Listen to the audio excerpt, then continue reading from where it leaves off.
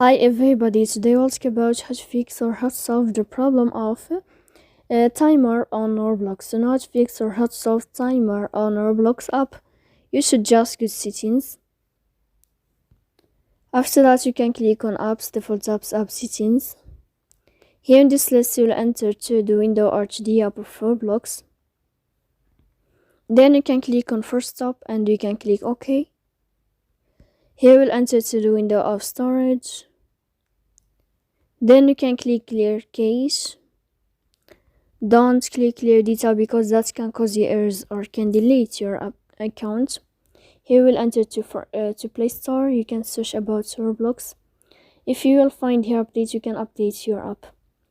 So please don't forget to support us, bell icon and subscribe. See you next time in another video, and thank you for your attention and your watching.